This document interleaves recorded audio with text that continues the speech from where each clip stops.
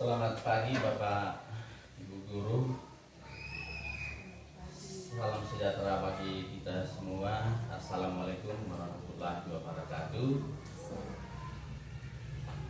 Pada saat ini kita patut bersyukur kepada Tuhan Yang Maha Kuasa, karena pada hari ini kita masih diberikan kekuatan kesehatan untuk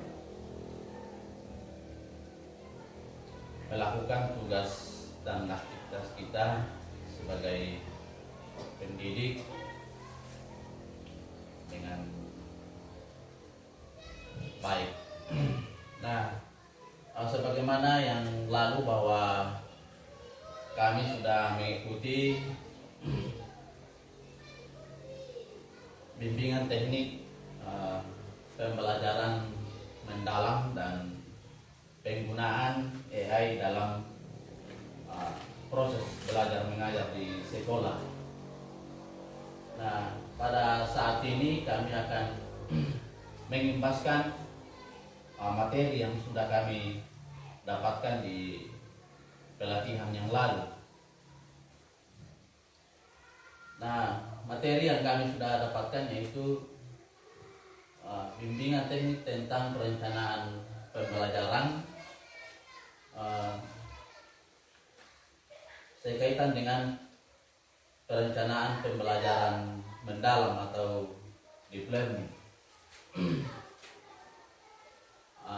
Tentu kita sudah mengetahui semua bahwa apa itu pembelajaran mendalam, tetapi sekali lagi bahwa untuk menyegarkan dalam ingatan kita bahwa pembelajaran mendalam adalah pembelajaran yang berpusat pada siswa, di mana dalam prinsip pembelajaran ini atau pembelajaran bermakna ini ada tiga, yaitu bermakna, berkesadaran, dan menggembirakan. Jadi itu bahwa berkesadaran bahwa siswa itu sadar betul apa yang dipelajari, dan kemudian prinsip bermakna adalah bagaimana siswa mendapatkan materi pelajaran di sekolah itu kemudian diterapkan di kehidupan nyata atau dalam kehidupan sehari-hari. Kemudian pembelajaran yang menggembirakan adalah pembelajaran di mana siswa mendapatkan rasa nyaman, rasa aman dalam melakukan proses belajar mengajar di dalam kelas. Kemudian siswa juga bebas dari bullying dari teman. Jadi saya kira itu secara singkat tentang pembelajaran mendalam atau deep learning. Kemudian perencanaan pembelajaran, ada refleksi. Berdasarkan pengalaman Anda, ceritakan bagaimana cara Anda menyusun RPP atau rencana pelaksanaan pembelajaran. Jadi dalam kurikulum Merdeka dikaitkan dengan pembelajaran mendalam dalam menyusun modul ajar atau RPP. Ini RPP saya kira istilah dari dulu, tapi sekarang setelah berubah kurikulum menjadi kurikulum Merdeka, dirubah menjadi modul ajar. Jadi penyusunan modul ajar kita mungkin dulunya masih menggunakan dihubungkan dengan 6 dimensi pada P5, tetapi sekarang berubah menjadi 8 dimensi, 8 profil lulusan. Kemudian jika Anda gagal merencanakan, Anda sedang merencanakan kegagalan. Ini sesuai dengan dikutip dari kata Benjamin Franklin. Kemudian prajurit yang menang dulu baru pergi berperang, sementara prajurit yang kalah pergi berperang dulu baru berusaha untuk menang. Kemudian proses berpikir dalam merencanakan pembelajaran. Jadi proses berpikir merencanakan pembelajaran, bagaimana kita merancang suatu pembelajaran untuk dilakukan di dalam kelas. Sebelumnya itu pasti kita menyiapkan apa saja yang dibutuhkan dan bagaimana cara menerapkan pembelajaran itu di dalam kelas. Jadi yang pertama memahami capaian pembelajaran, kemudian merumuskan tujuan pembelajaran, menyusun alur tujuan pembelajaran dari tujuan pembelajaran, kemudian merancang pembelajaran.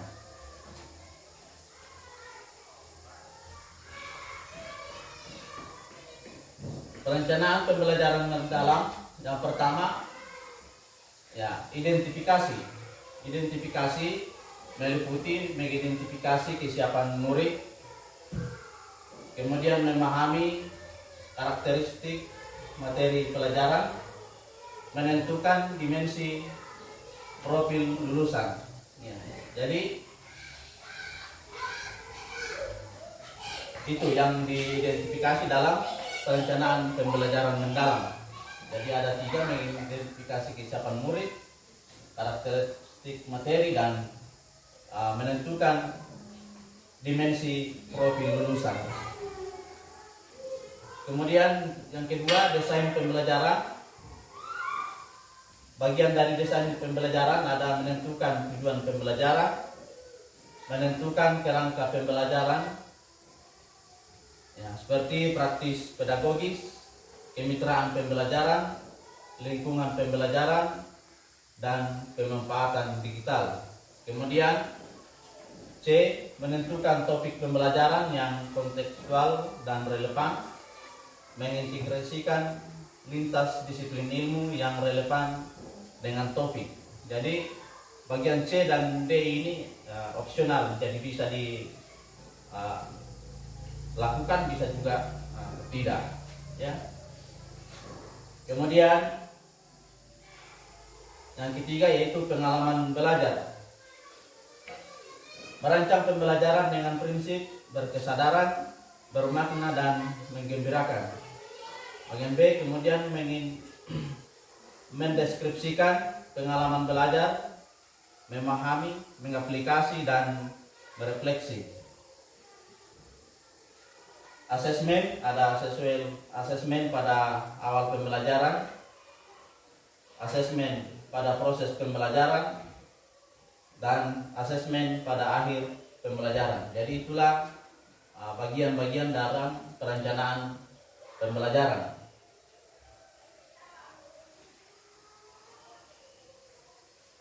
Kemudian komponen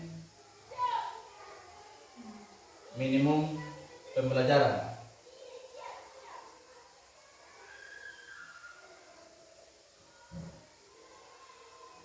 Komponen minimum pembelajaran, jadi asesmen pada awal pembelajaran,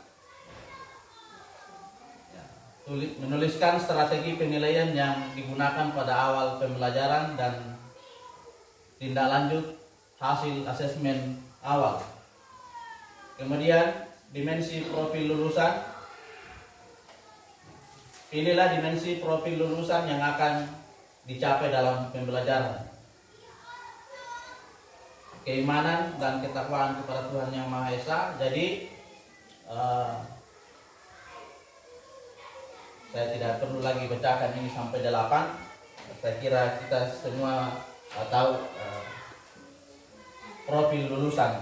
Jadi 8 dimensi profil lulusan. Hanya dalam penyusunan modul ajar, yang ini tidak terlepas dari kaitannya dengan profil lulusan. Kemudian komponen minimum perencanaan pembelajaran. Komponennya itu tujuan pembelajaran yang mencakup kompetensi dan konten pada ruang lingkup materi dengan menggunakan kata kerja operasional yang relevan. Kemudian praktek pedagogi. Jadi ini adalah model atau strategi atau metode pembelajaran yang dipilih untuk mencapai tujuan belajar seperti pembelajaran berbasis masalah, pembelajaran berbasis proyek, pembelajaran inquiry dan lain-lain. Kemudian komponen kemitraan pembelajaran. Kegiatan kemitraan atau kolaborasi dalam dan atau luar lingkup sekolah seperti kemitraan antar guru lintas mata pelajaran, antar murid lintas kelas, antar guru lintas sekolah, orang tua komunitas, tokoh masyarakat, dunia usaha dan lain-lain. Kemudian mengaplikasi kegiatan yang mengondisikan pengalaman belajar yang menunjukkan aktivitas murid mengaplikasi pemahaman secara kontekstual atau kehidupan nyata atau ya, kehidupan dan atau kehidupan. Kemudian merefleksi kegiatan yang mampu memfasilitasi murid mengevaluasi dan memaknai proses serta hasil dari tindakan atau praktik nyata yang telah mereka lakukan dan menentukan tindak lanjut ke depan. Mengelola proses belajarnya secara mandiri dengan meneruskan dan mengembangkan strategi belajar yang berhasil dan memperbaiki yang belum berhasil.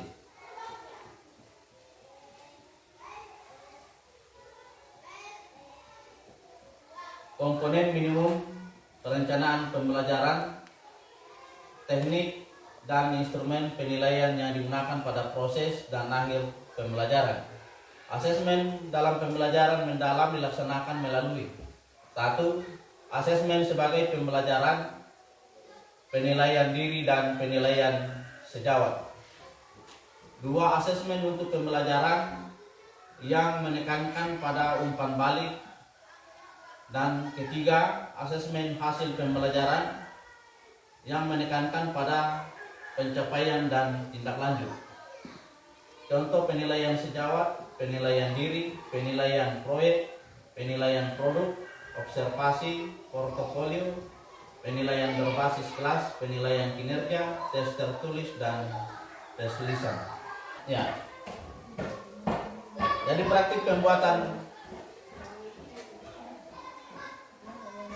perencanaan pembelajaran yang pertama yaitu ATP lengkap, IKTP dan KKTP. Kemudian 3 RPP.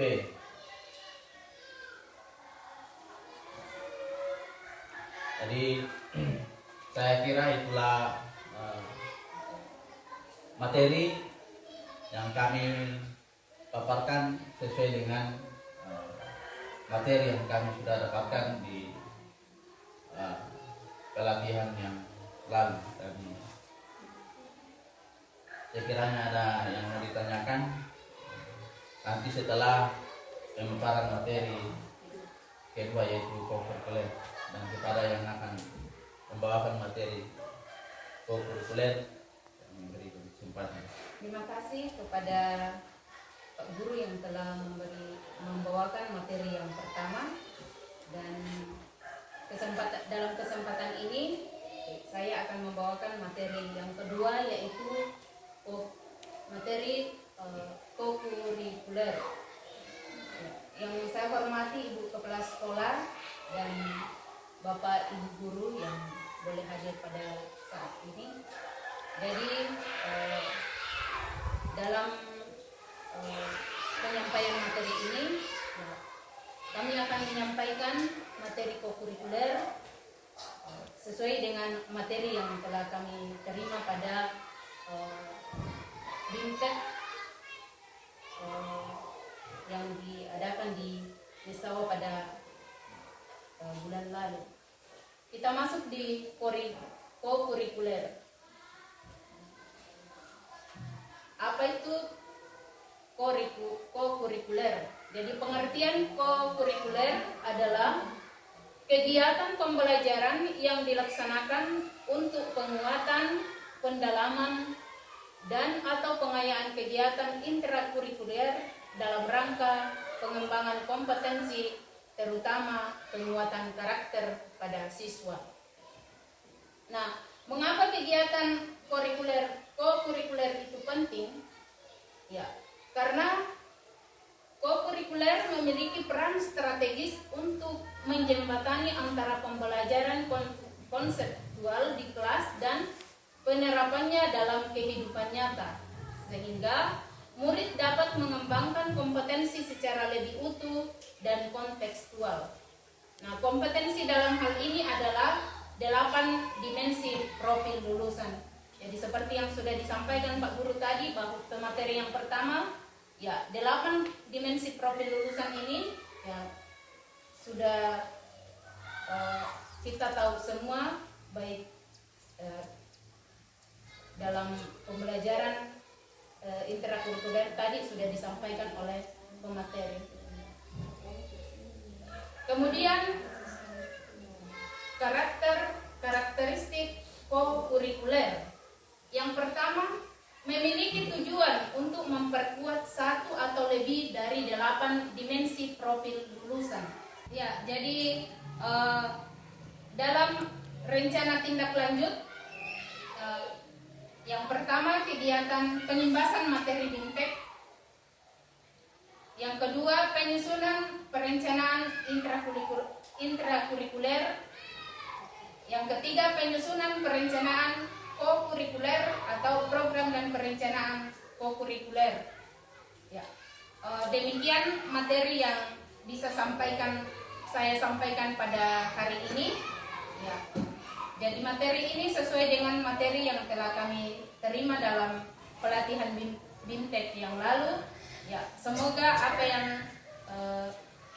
kita sampaikan pada hari ini bisa bermanfaat dan bisa diaplikasikan bagi kita sebagai Bapak dan Ibu guru di sekolah, ya, untuk memajukan satuan pendidikan di sekolah kita.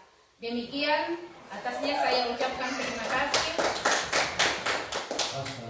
Baik, saya menyampaikan terima kasih kepada kedua rekan kerja kita yang dapat membawakan atau mengimbaskan apa yang telah mereka dapatkan ketika diberi penugasan untuk mengikuti BIMTEK pada beberapa bulan yang lalu.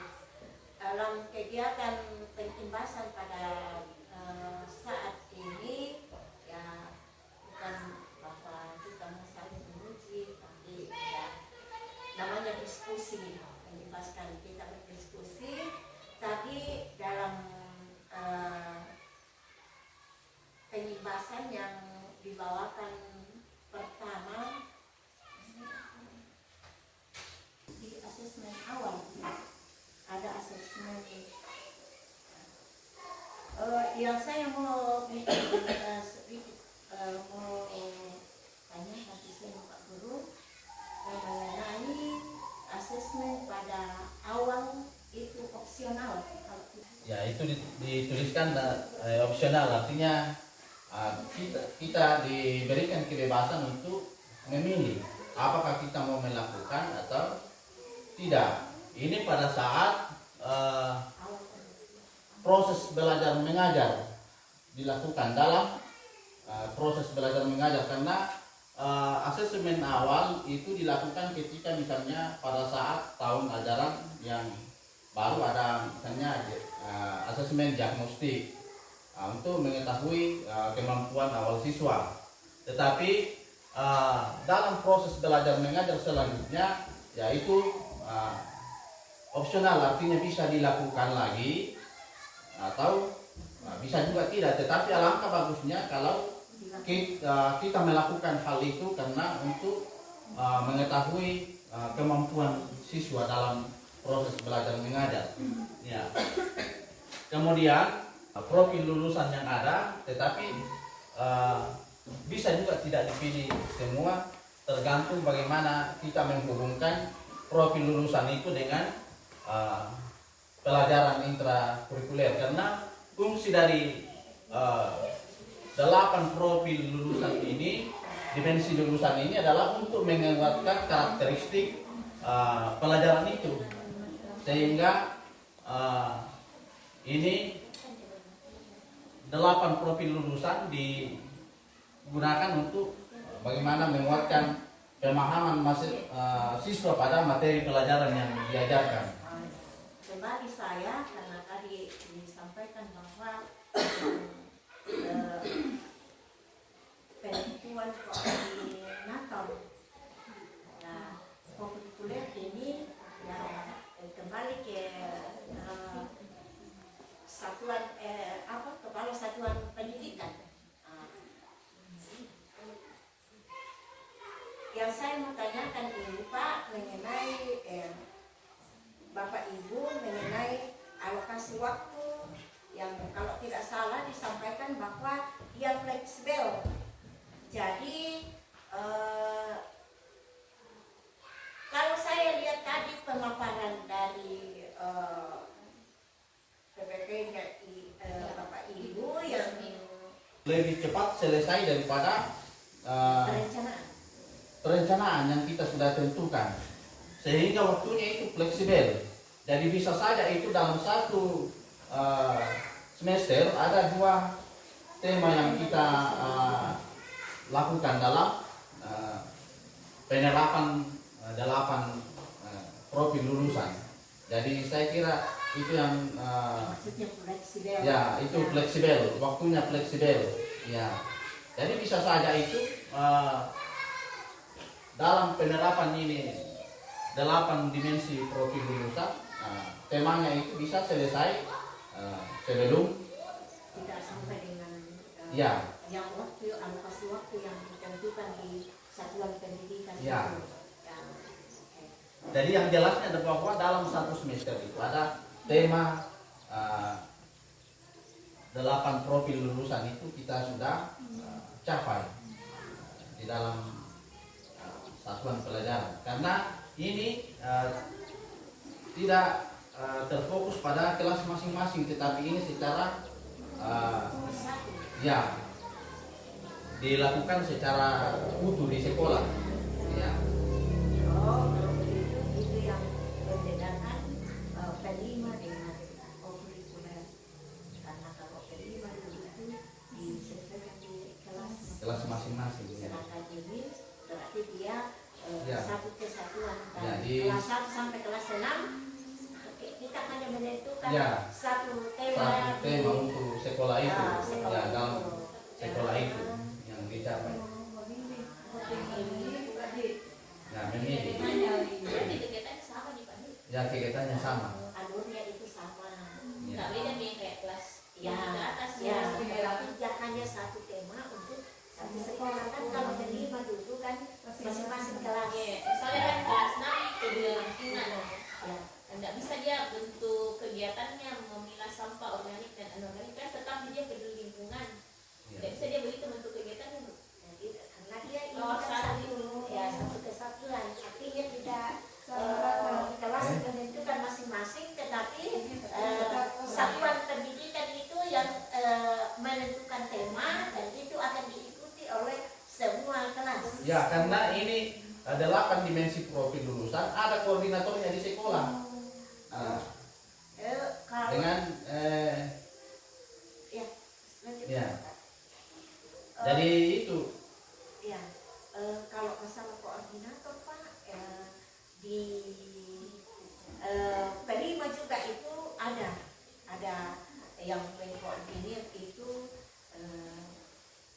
P5 memang dia ada, makanya semua mata pelajaran itu menjadikan 1 jam sudah ditentukan dia. yang atau mungkin masih ada tambahan dari Bu Maria, silakan. Ya, jadi ini sesuai dengan apa yang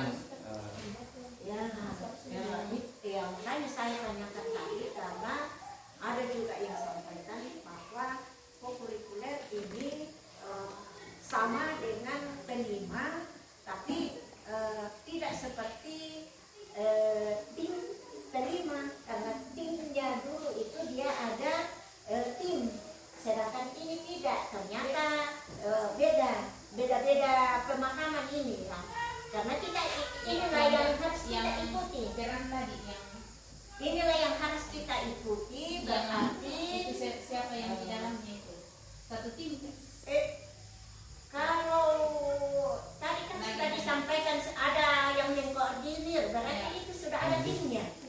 tim. Hanya yang bedanya dengan Yang ini. kelima, Ini Nah, satu dia- tim ini jadi masing-masing kelas Peran menentukan ya. tema. Tinggal Yang koordinir itu selalu ada namanya koordinir. Iya. Tim kerja namanya. Karena memang itu tadi penentuan tim kerja. Ya. Jadi ini ya ada penentuan tim kerja kurikuler. Namanya tim. Berarti Ya, ini jadi ada kepala pada awal sekolah, tahun ada pelajaran, Kepala Sekolah Satuan Pendidikan membentuk tim kerja yang terdiri dari Kepala Satuan Pendidikan, guru yang ditugaskan sebagai koordinator kurikuler, guru kelas atau guru mata pelajaran, tenaga kependidikan, serta satuan Mungkin yang maksudkan itu Pak, ya jelas itu kalau ada timnya, maka dia ikut pembelajarannya seperti kelima dulu. ya. Kan ada yang mengkoordinir. Maksud kami di sini, ya karena ini kita akan buatkan jadwal. Kan? Jadwal pembelajaran. Berarti dia ini ada jam khususnya. Seperti P5, ada kegiatan. Nah, bukan masalah apa-apa artinya, berarti di dalam pembelajarannya nanti, kegiatannya nanti ini, kurikuler ini juga ada jam pelajaran di satuan pendidikan.